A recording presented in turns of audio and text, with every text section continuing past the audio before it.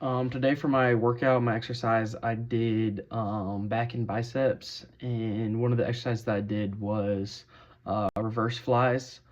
For that, the energy system I would have used there would have been fast glycolysis, just because I was doing like 12 reps roughly. It wasn't like the 3 to 4 for PCR, but it was not like 40 reps to make it slow glycolysis, and then or like ETC and Krebs cycle and stuff.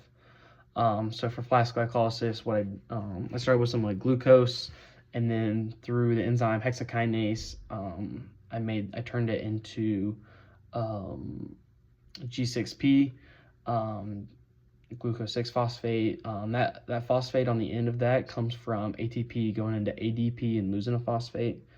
From G6P, I use an isomerase to flip it and to make fructose 6 phosphate, F6P. And then I'll add another phosphate onto that F6P, making it F16 bisphosphate.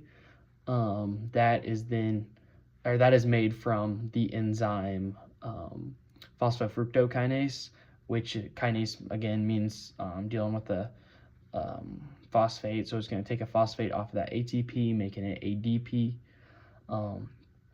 Then from there, we're gonna split that using aldolase, our enzyme, making DHAP, and then G3P. DHAP is going to be made into G3P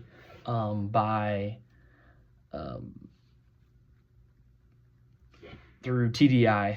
That G3P is then going to be turned into a pyruvate once you add 2 ATP, or it's going to produce 2 ATP, and then the pyruvate is going to turn into lactate when you add a hydrogen, positive hydrogen ion to that.